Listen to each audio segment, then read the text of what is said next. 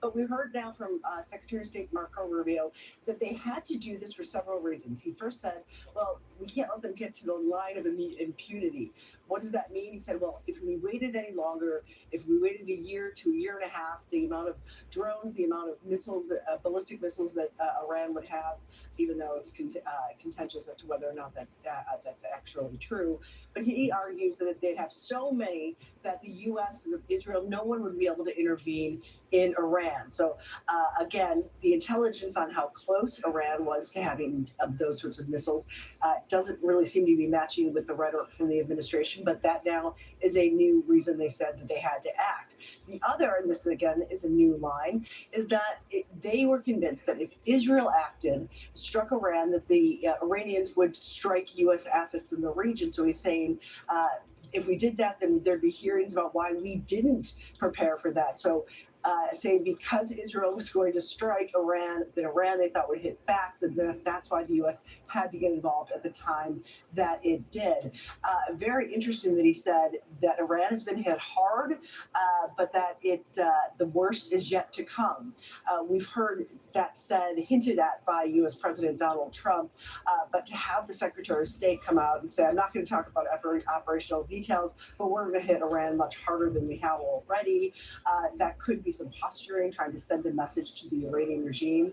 But he's now, when we talked about the ultimate objectives, because that's a question that they're getting a lot. What is success?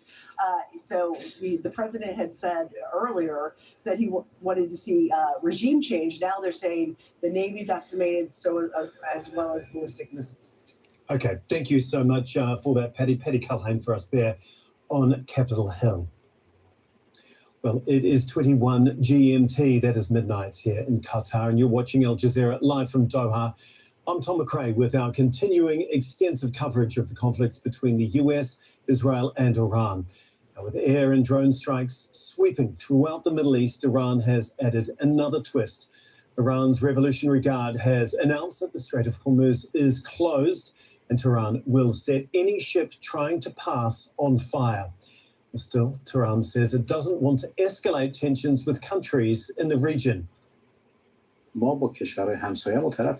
are not fighting our neighboring countries. We are fighting American forces that are based in these countries, and the Americans and Israelis who are attacking us in every way, day and night. For the American bases in the region to move their soldiers to, for example, a hotel, it's natural that this causes an issue. We will use every method to defend our people. Our enemies attack us in many different ways. In our view, this is not a regional war. This is a war between Iran and the U.S. that is unfortunately spread in the region. This was our last best chance to strike what we're doing right now and eliminate the intolerable threats posed by this sick and sinister regime. US President Donald Trump has defended his decision to attack Iran and said the military operation could last about 4 weeks. Trump said the US will do whatever it takes to destroy Iran's missile capacity and nuclear program. He said Washington is ahead of its time projections in the conflict, saying the US eliminated Iran's top leadership in just a matter of hours. 6 Americans have now been killed in the conflict. Speaking just a few moments ago, US Secretary of State Marco Rubio said Iran was going to target the US regardless of who attacked the country.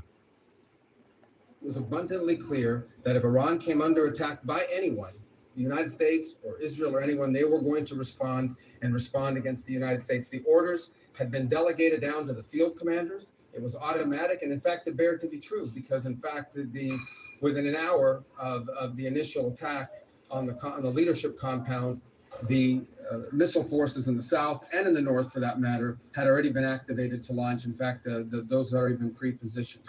The third is the assessment that was made that if we stood and waited for that attack to come first before we hit them, we would suffer much higher casualties. The day of escalation has seen Tehran target energy infrastructure in Gulf states, triggering a surge in global gas and oil prices. A Qatar's state-owned petroleum company has halted all production of liquefied natural gas, LNG, after attacks on 2 of its facilities.